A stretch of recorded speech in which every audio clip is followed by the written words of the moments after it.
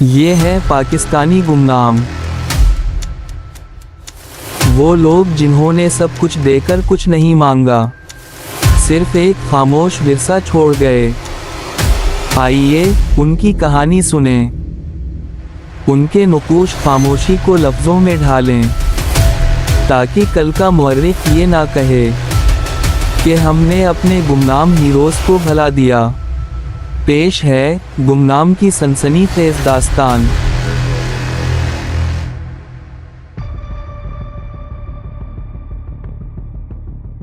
عنایہ کی چیخ کمرے میں گونج اٹھی۔ وہ خوف کے مارے صوفے پر سمٹ گئی، اپنے دونوں پاؤں اوپر کرتے ہوئے ان اجنبیوں کو دیکھنے لگی۔ ان میں سے ایک آگے بڑھا اور سرد لہجے میں بولا، تمہارا بہت شکریہ جواد، ہم سے تعاون کرنے کا۔ بس یہاں سائن کر دو اور پھر ہم اپنے وعدے کے مطابق تمہیں خوش کر دیں گے۔ اس نے عنایہ پر سرسری سی نظر ڈالی اور ایک کاغذ جواد کے سامنے رکھ دیا۔ جواد نے کانپتے ہاتھوں سے بغیر پڑھے ہی اس پر دستخط کر دیے۔ کاغذ جیب میں رکھتے ہوئے وہ بندہ سپاٹ لہجے میں بولا، آج سے یہ لڑکی ہماری ہے، تمہارا اس سے یا اس کا تم سے اب کوئی تعلق نہیں رہا۔ عنایہ پتھرائی آنکھوں سے جواد کو دیکھتی رہ گئی۔ جواد، یہ کیا کہہ رہا ہے؟ اس کی آواز لرزتی ہوئی نکلی۔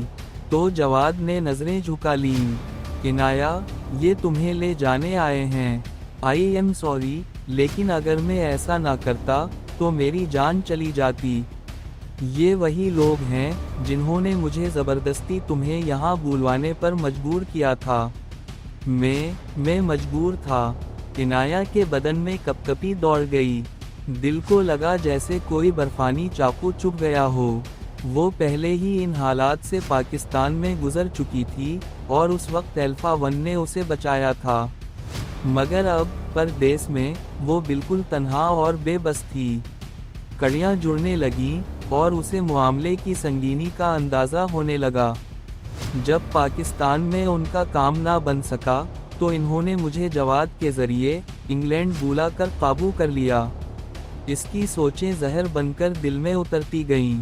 ایک سوٹ پہنے شخص نے جواد کو گھورتے ہوئے طنزیہ لہجے میں کہا، اسے ہم لے جائیں گے اور تمہیں ملیں گے منہ مانگے پیسے، اور وہ سب حسینائیں جن کے ساتھ تم اپنی راتیں رنگین کرنا چاہتے ہو۔ عنایہ کی رگوں میں آگ دوڑ گئی۔ اسے لگا جیسے پورا وجود جل اٹھا ہے۔ بے شرم، بے غیرت آدمی، اپنی ہی بیوی کا سودا کر ڈالا تم نے، شرم نہیں آئی؟ نامرد انسان! وہ غصے اور نفرت سے اپنی جگہ سے اٹھ کھڑی ہوئی اور چیخ کر بولی۔ اسی لمحے وہی سوٹ پوش آگے بڑھا اور جیب سے ایک کاغذ نکال کر اس کی آنکھوں کے سامنے لہرا دیا۔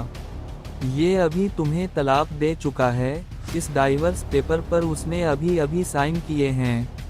اب اس کا تم سے کوئی تعلق نہیں رہا۔ اس کے ہونٹوں پر ایک پراسرار مسکراہٹ پھیل گئی۔ ہم الفا 1 کے بھیجے ہوئے لوگ ہیں۔ اب وقت ضائع مت کرو اور فوراً یہاں سے چلنے کی تیاری کرو۔ یہ سب اسی کا پلان تھا۔ وہ شخص جھک کر عنایہ کے قریب آیا اور کان میں سرگوشی کی، لیکن وہ کہاں یقین کرنے والی تھی۔ وہ اچھی طرح جانتی تھی کہ الفا 1 کا نام بس دھوکہ دینے کے لیے استعمال کیا جا رہا ہے۔ اس کے اندر سے بے اختیار چیخ نکلی، جھوٹ، بالکل جھوٹ۔ مگر سوٹ والا اطمینان سے بولا، پاکستان میں تم محفوظ نہیں رہ سکتی تھی، اس لیے تمہیں یہاں بلوانا ضروری تھا۔ باقی سب کچھ تمہیں وہیں بتایا جائے گا جہاں تمہیں لے جانے کا حکم ہے۔ عنایہ تذبذب میں تھی، لیکن پھر اس کی نظریں جواد پر جا ٹھہریں۔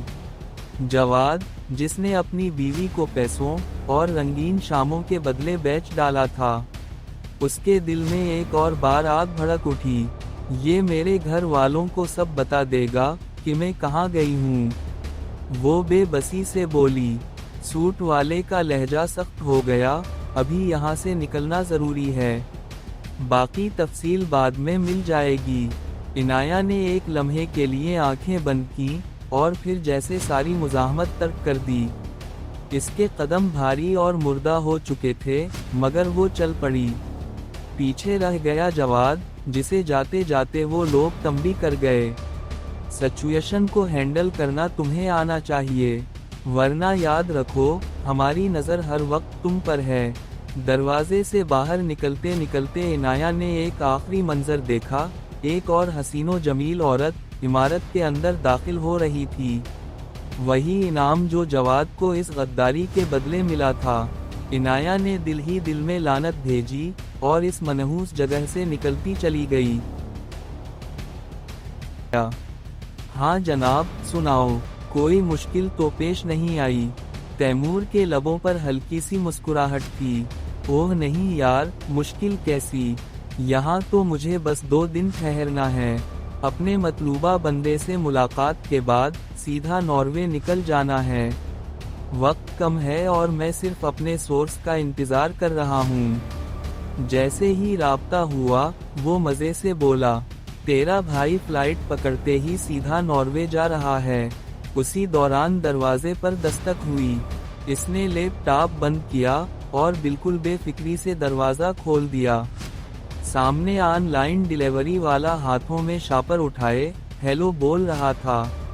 اس نے کھانے کا سامان لیا، ادائیگی کی اور واپس اندر آ گیا۔ فرائض دیکھ کر اس کی بھوک ایک دم جاگ اٹھی۔ اس نے تیمور کو کہا کہ وہ تھوڑی دیر میں رابطہ کرے گا اور پھر کھانے پر ٹوٹ پڑا۔ کھانے سے فارغ ہو کر ہاتھ میں کوک کی بوتل لیے وہ دوبارہ لیپ ٹاپ کھول کر بیٹھ گیا۔ پتہ نہیں کیوں مجھے لگ رہا ہے تو اس بار ضرور کامیاب لوٹے گا، تیمور بولا۔ وہ ہلکی سی پھیکی مسکراہٹ کے ساتھ گویا ہوا، بس مجھے اس فساد کی جڑ تک پہنچنے دے۔ جس نے یہ سارا گورکھ دھندا پھیلا رکھا ہے، میں اسے ایسی عبرت ناک موت دوں گا کہ وہ کام اٹھیں گے۔ یہ کہہ کر اس کے چہرے پر سختی اتر آئی، جبڑے کی ہڈیاں تن گئیں۔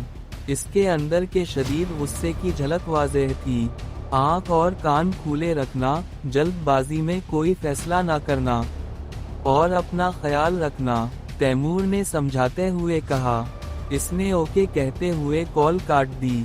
یہ ڈائریکٹ سیٹلائٹ کال تھی جو ایک خاص عمل سے قلیل وقت کے لیے ہی ملتی تھی، اسی لیے وہ لمبی بات افورڈ نہیں کر سکتا تھا۔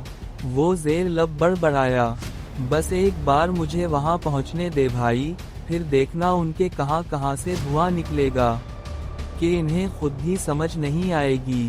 یہ کہتے ہوئے اس نے لیپ ٹاپ بند کیا اور سونے کے لیے اٹھ گیا۔ ڈینیل اپنے کمرے میں موجود تھا، جب کیمروں میں وہ صاف نظر آ رہی ہے، لیکن حیرت کی بات یہ ہے کہ تمہیں ہی وہ دکھائی نہیں دی۔ ڈیوڈ کا لہجہ سخت ہوتا گیا، اب کھیل کا میدان منتقل کر دو، باقی کی لوکیشن اور تفصیل تمہیں وقت پر مل جائے گی۔ فی الحال تمہارا کام صرف اور صرف یہ ہے کہ اسے ہمارے پاس لے آؤ، پھر ہم الفا 1 کو یہاں بول، یہ تمہارا آخری موقع ہے، اس کے بعد میں کسی چیز کا ذمہ دار نہیں ہوں گا۔ ڈیوڈ نے تنبیہ کی۔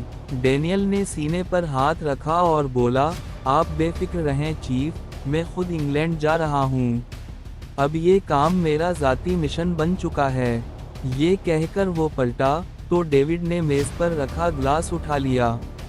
یہ اس بات کا اشارہ تھا کہ اب ڈینیل جا سکتا ہے۔